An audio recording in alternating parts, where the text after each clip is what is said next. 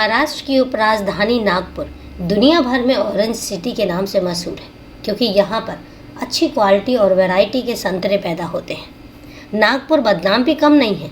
खुलेआम देह व्यापार के अलावा नागपुर में छोटे बड़े अपराध भी इफरात होते रहते हैं।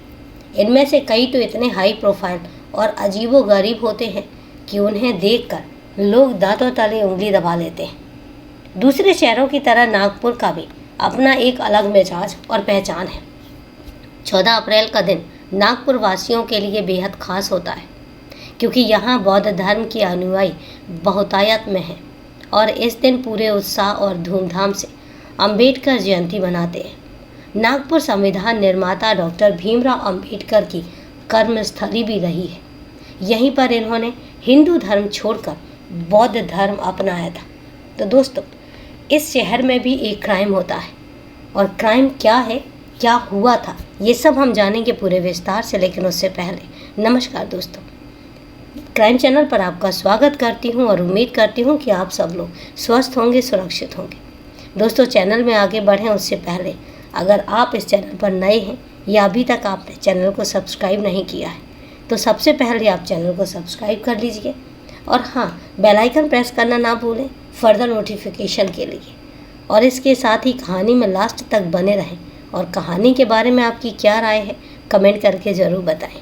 तो और आपके कमेंट्स के जवाब वीडियो के लास्ट में ज़रूर दिए जाएंगे, तो वीडियो लास्ट तक देखना ना भूलें।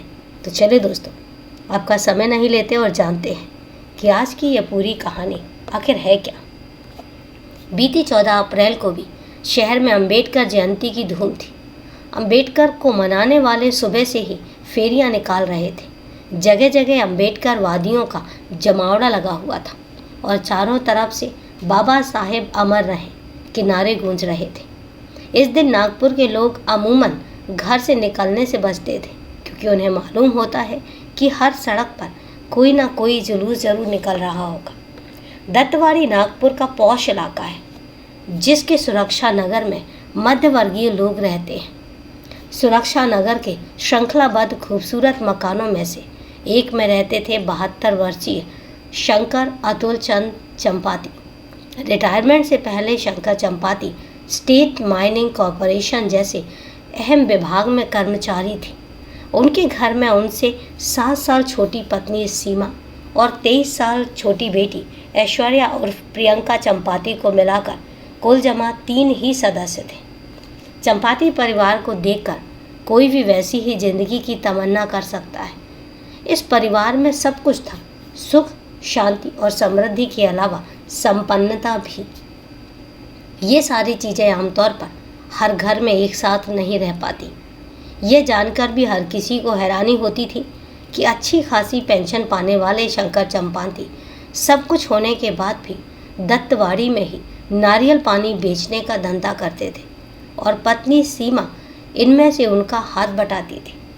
शंकर को नज़दीक से जानने वाले जानते थे कि असल में वे मूल रूप से बंगाली हैं और उनका असली सरनेम चक्रवर्ती हुआ करता था, जो उन्होंने बदलकर शंकर चंपाती ऐशो आराम की ज़िंदगी जीने में यकीन नहीं करते थे और ना ही उन्हें किसी तरह का दिखावा पसंद था।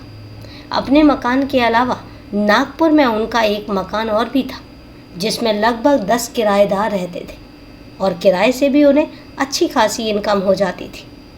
नाम के मुताबिक बेइंतहा खूबसूरत ऐश्वर्या भी एक नामी सॉफ्टवेयर कंपनी में नौकरी कर रही थी और उसे भी आकर्षक वेतन मिलता था।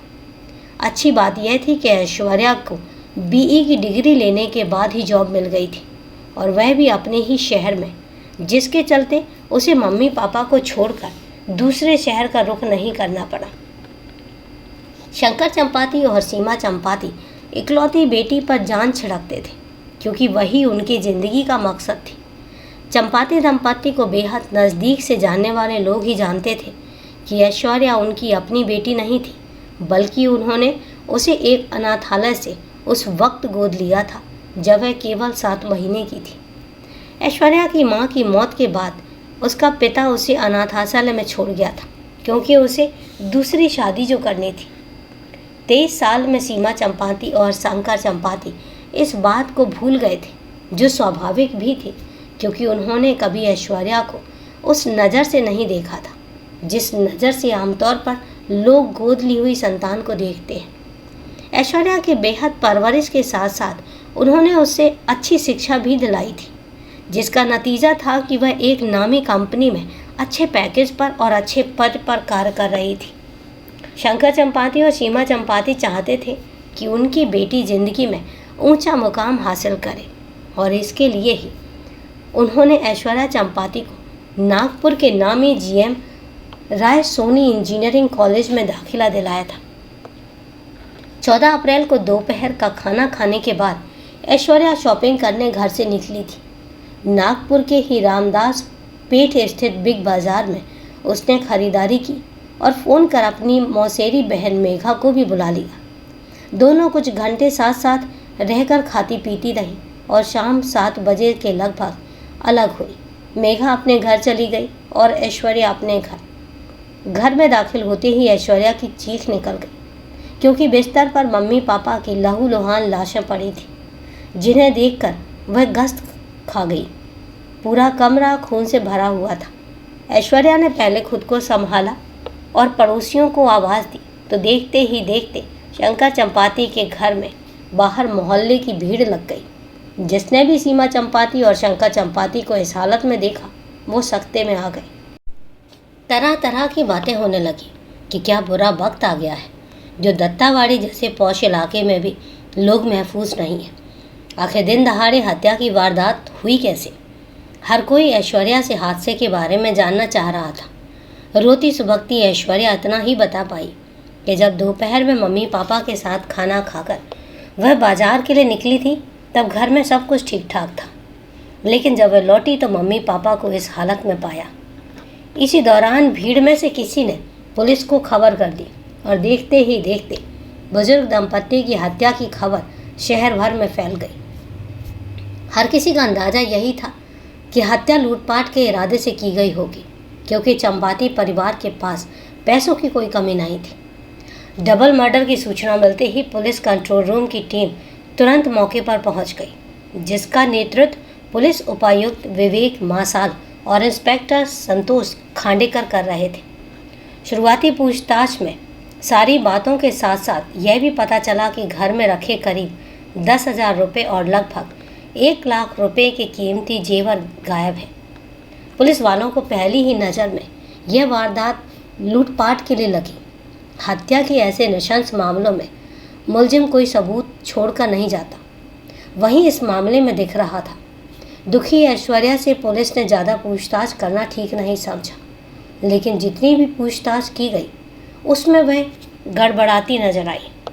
वारदात संगीन थी, इसलिए देर रात police commissioner doctor Bhushan Upadhyay और क्राइम ब्रांच के मुखिया पुलिस कमिश्नर नीलेश भरनेक भी घटनास्थल पर पहुंच गए।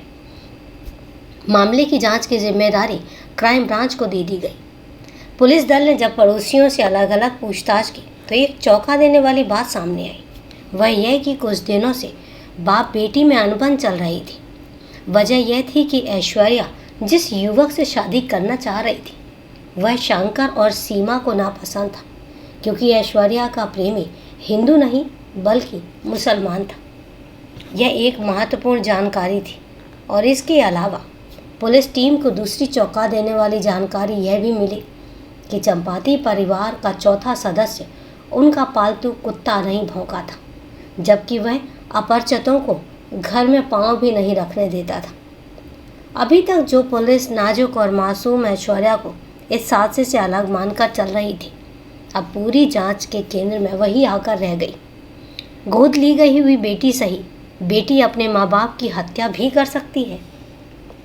यह बात तजुर्बेकार पुलिस वालों के भी गले नहीं उतर रही थी।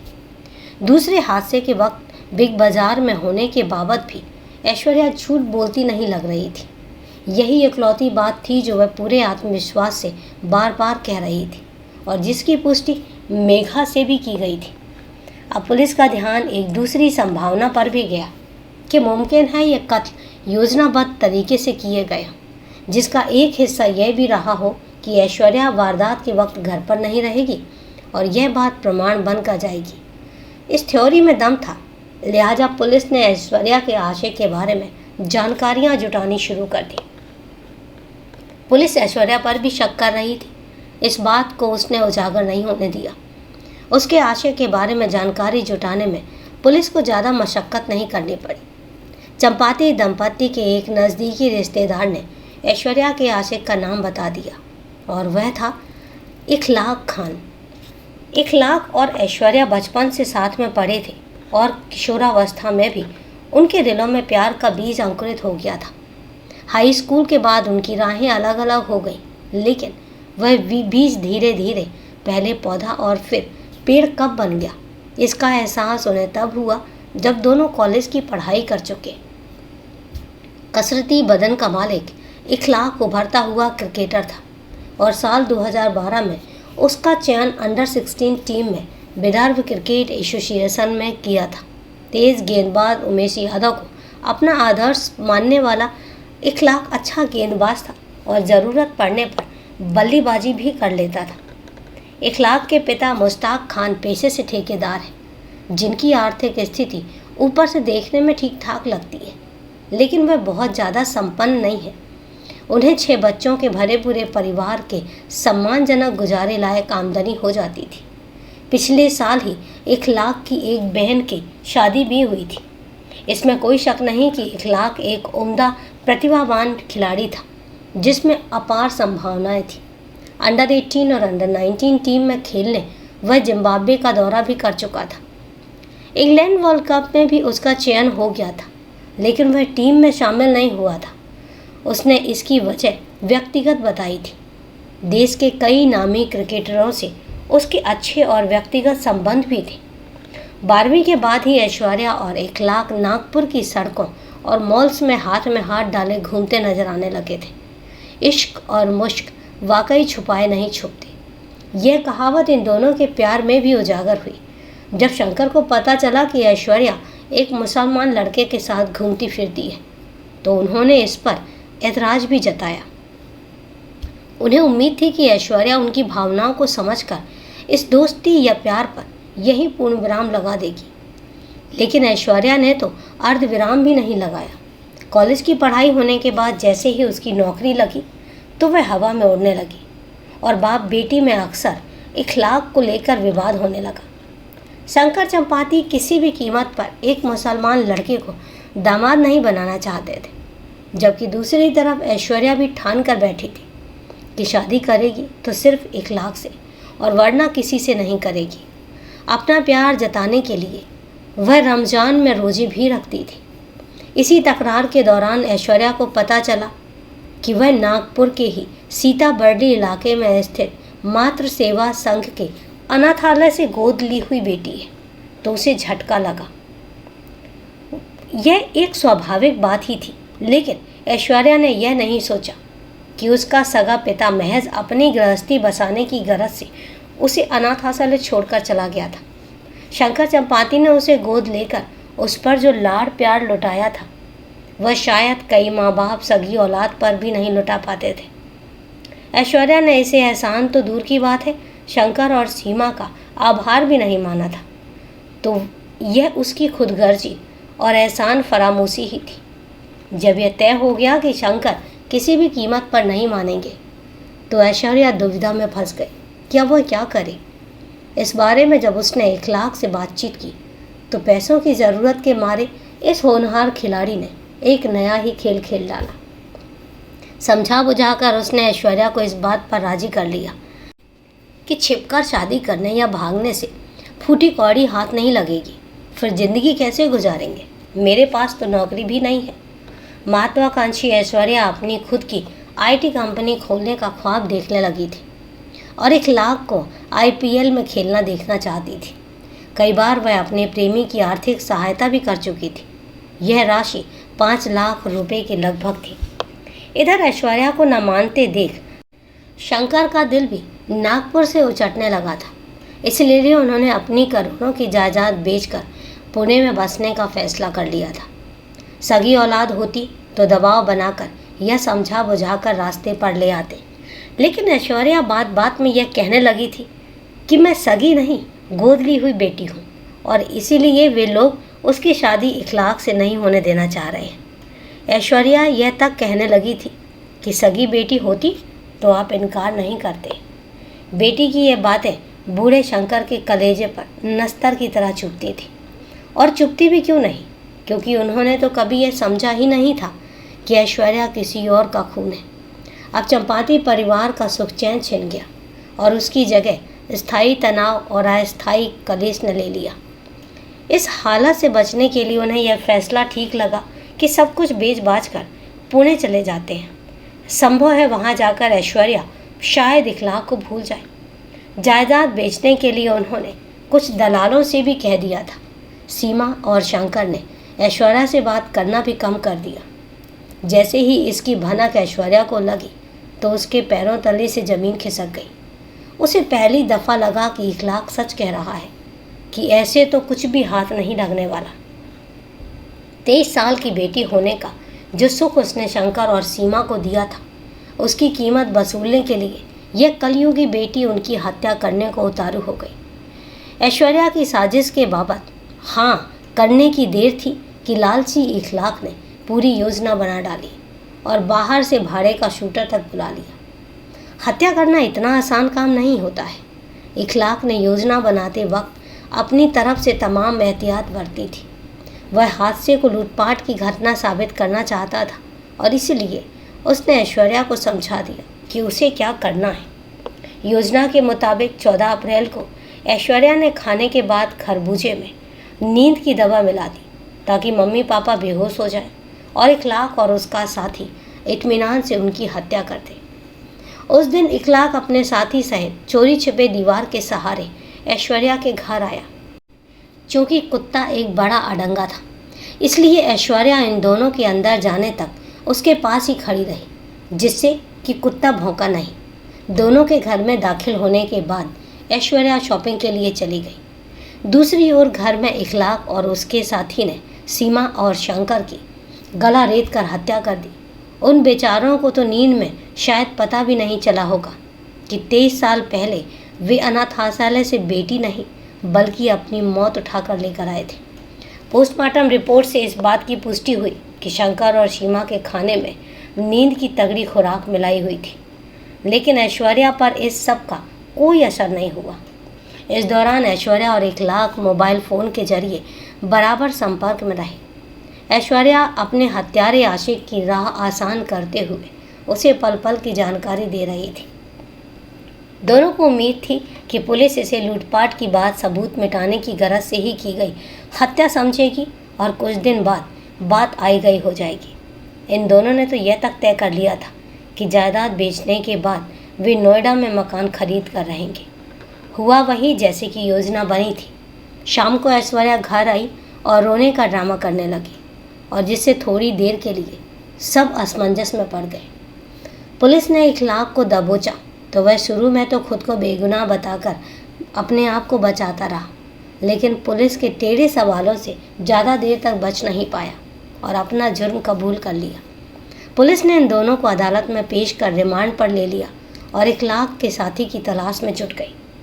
पुलिस जब इनके व्हाट्सएप और फेसबुक की चैटिंग की जांच कर रही थी, तब एक एक करके चैट डिलीट होने लगे। ऐश्वर्या टेक्नोलॉजी की जानकार थी और इसीलिए चैटिंग डिलीट कर रही थी, जिससे पुलिस सच तक ना पहुंच पाए।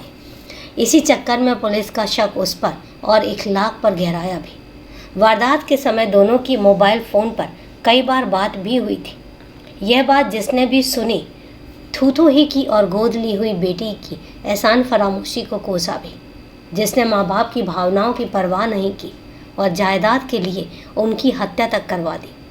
अब दोनों की योजना फेल हो गई और दोनों जेल में अपने किए की सज़ा भुगत रहे हैं। इन दोनों ने लालच के चलते अपना करियर तो तबाह कर ही लिया और रिश्तों को बदनाम किया, सो अलग। इस हत्याकांड से न केवल गोद ली हुई संतानों की विश्वसनीयता पर प्रश्न चिन्ह लगा है, बल्कि मोहब्बत भी बदनाम हुई है। इखलाक का मकसद सिर्फ पैसा था, नहीं तो अगर वाकई वह ऐश्वर्या को चाहता होता तो उसे इतनी खतरनाक सलाह कभी भी न देता। लालच ऐश्वर्या के मन में भी आ गया था और वह भी माँ बाप के पैसों से मौज मस्ती की ज़िंदगी जीने का ख्वाब देखने लगी थी। दोस्तों, ये है दिल दहला देने वाली कहानी। कहानी सुनकर हर किसी के रोंगटे खड़े हो जाए। इस तरीके की हत्या की प्लानिंग की गई थी। पर कहते हैं ना कि कितनी भी साजिशें करो, कितनी भी प्लानिंग करो, हत्या और खून ये चीज़ें जो है वो छुपाए नहीं छुपती, जैसा कि इस कहानी में हुआ। तो दोस्तों, कहानी को लास्ट तक सुनने के लिए आपका तहे दिल से धन्यवाद। अब कहानी के बारे में आपकी क्या राय है, कमेंट करके ज़रूर बताएं। और चूँकि आज तबीयत नासाज है, इसलिए आपके कमेंट्स के जवाब मैं नहीं दे पाऊँगी, लेकिन आने वाले वीडियोस में आपके कमेंट्स के सारे कमेंट्स के जवाब आप तक ज़रूर पहुंच जाएंगे। तो चलिए दोस्तों, आज के लिए इतना ही। कल फिर मिलते हैं क्राइम की एक सच्ची कहानी के साथ। तब तक के लिए सेफ रहें, सुरक्षित रहें और अपना ध्यान रखें। जय हिंद दोस्तों, जय भारत।